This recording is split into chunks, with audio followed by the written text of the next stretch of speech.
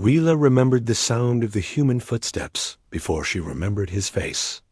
On her world, the winds carried sound across the plains in long ribbons of echo, but human boots had a heavy rhythm that nothing native to her home could copy.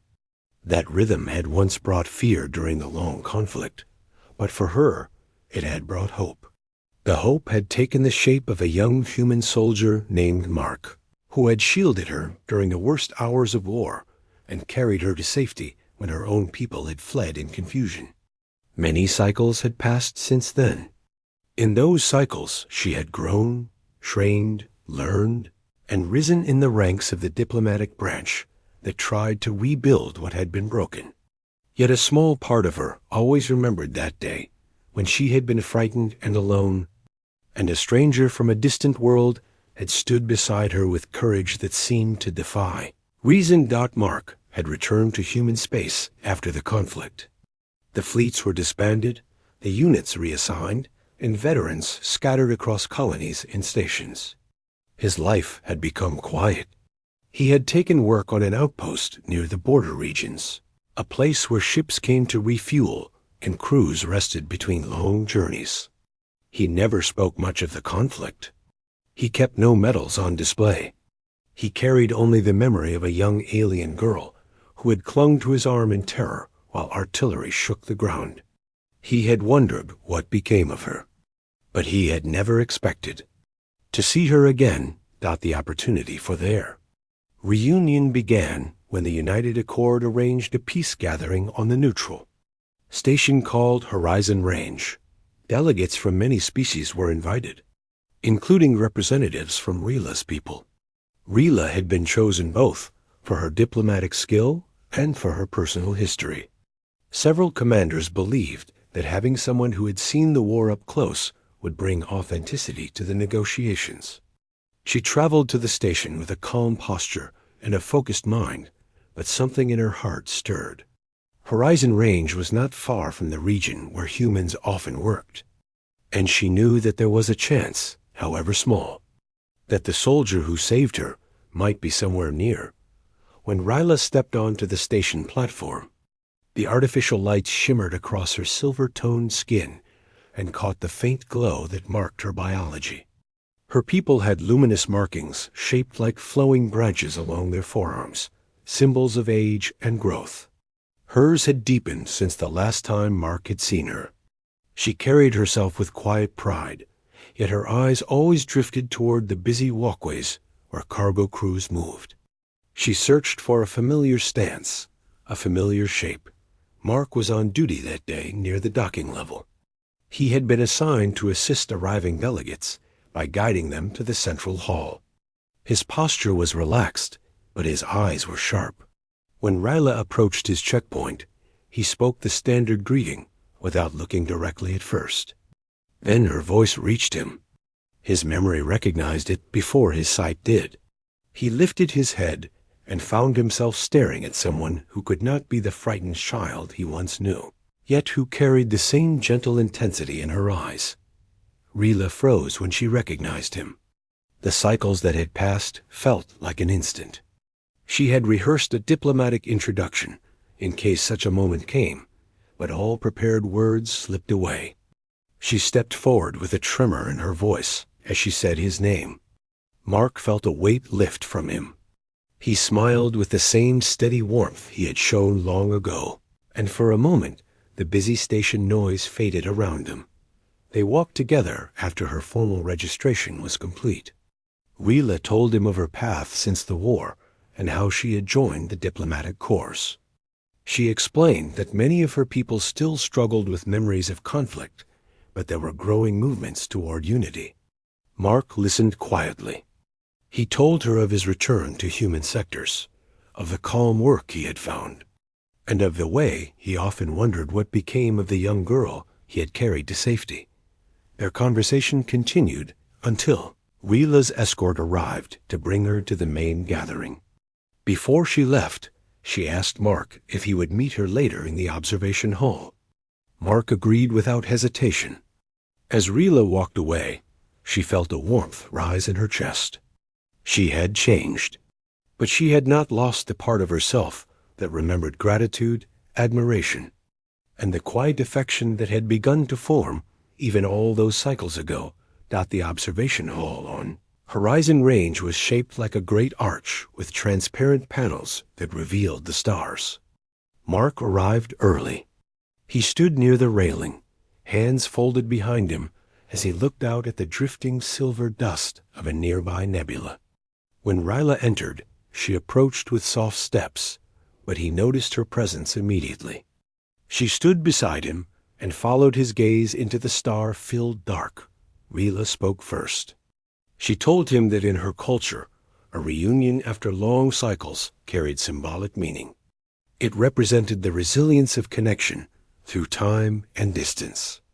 She said that seeing him again had brought a sense of completion to something she had carried inside her since childhood.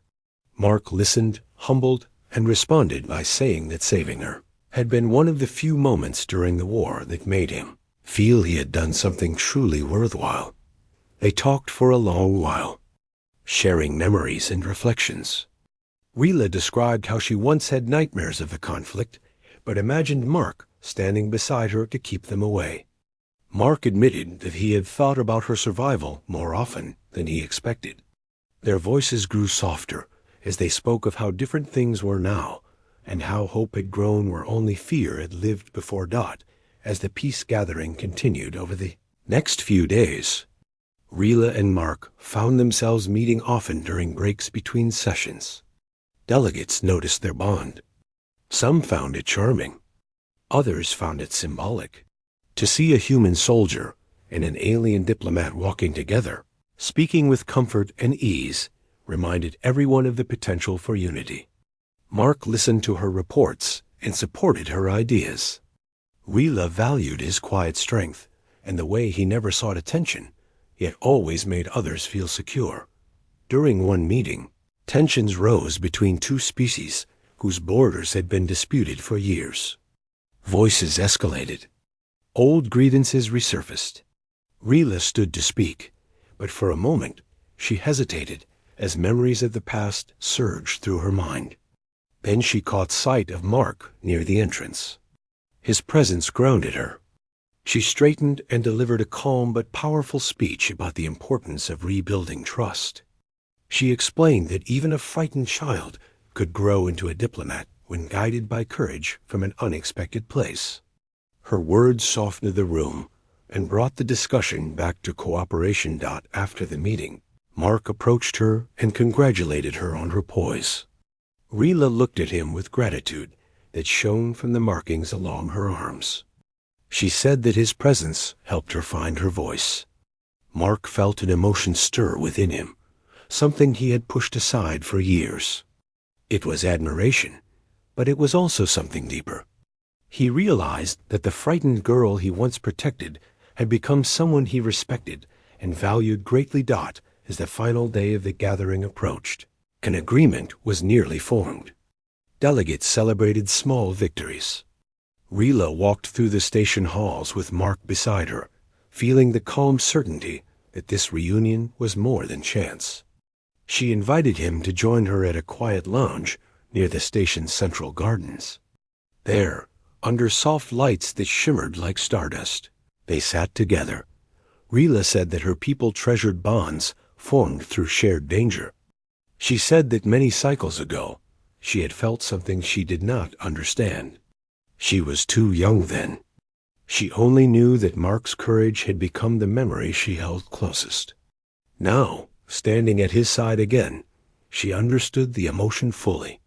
She felt respect, admiration, and a growing affection that had matured with her. Mark looked at her and saw not the child he had carried through smoke and fire, but a dignified diplomat whose spirit had endured and grown. He admitted that he had always felt protective toward her, but now he felt something more. He felt inspired by her leadership, moved by her trust, and drawn to the quiet warmth she extended to him. Their hands met gently on the table. No words were needed for a moment. The space between them filled with understanding. The final gathering ceremony took place in the central hall. Delegates signed the accord, marking the beginning of a new era between worlds. Rila stood with her colleagues, delivering final remarks on the importance of unity. Mark watched with pride from the assembly area. After the ceremony, Rila approached him with a calm but bright expression. She asked him to walk with her to the docking platform. When they reached it, she turned to him and explained that her people wished her to remain involved in future negotiations. She would travel often, but she wanted Mark to be part of her journeys if he wished. She told him that trust between worlds often began with trust between individuals. She believed that their bond could serve as a symbol of the peace they both fought for. Mark answered without hesitation. He said he would follow that path gladly. He had spent many cycles searching for purpose, and now he saw it clearly in the connection they shared. Rila lifted her hand and touched the back of Mark's with gentle confidence. In her culture, it was a gesture of promised companionship. Mark returned the gesture with steady warmth. In that moment, the long cycles that had separated them felt like mere shadows. The station lights glowed around them as travelers passed by. Some paused to watch the unusual yet harmonious sight of a human soldier standing beside an alien diplomat. Kun